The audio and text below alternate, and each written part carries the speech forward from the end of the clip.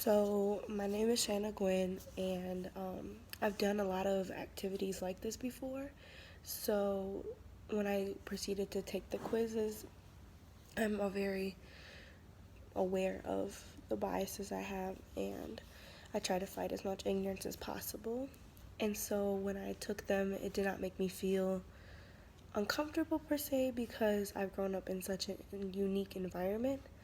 Um, I was born and raised on the west side of Chicago, and I was the first Caucasian person to graduate from my elementary school. So I'm very comfortable with being around many, many different types of people, and I'm very grateful for my experience of how I grew up.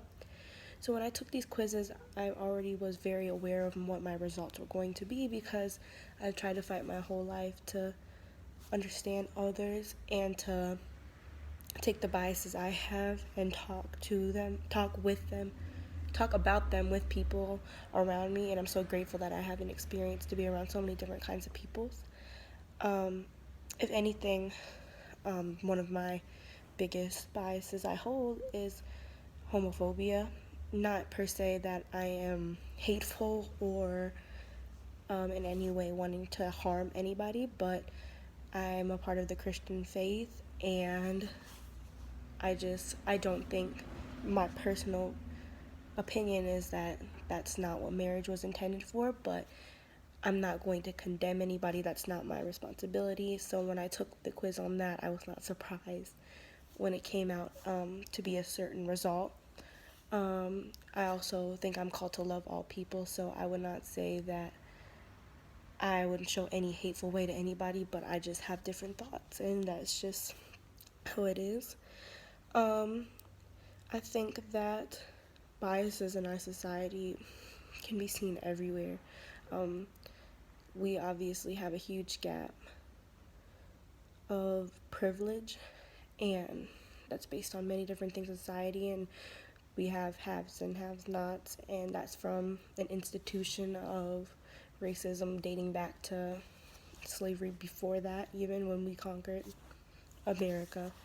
And I think that since I have a voice of privilege, it's my job to speak on this and to raise awareness for this, since I have a platform to be able to, or help raise up leaders and support them who will be able to talk about advocacy and support for people who may not have a voice.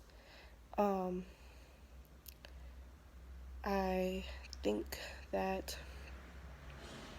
in our education system, it's important to be immersed in the community you are in, and that you need to know the community you're involved with, or else you're not going to be able to help the people you know. So, the impact of discrimination and prejudice, you can see it throughout my neighborhood. You can see it throughout many neighborhoods in Chicago and New York and other cities or not cities where predominantly low income neighborhoods are minorities and the higher achieving neighborhoods are Caucasian. And that's from systematic stuff that's dating back into history.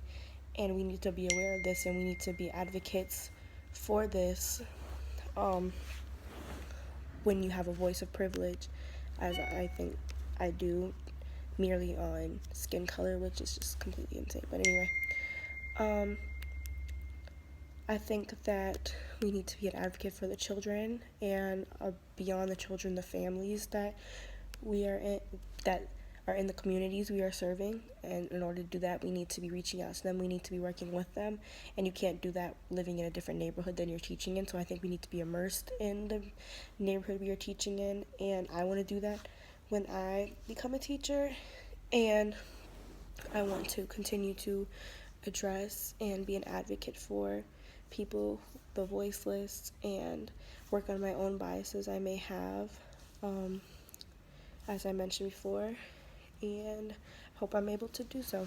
Thank you.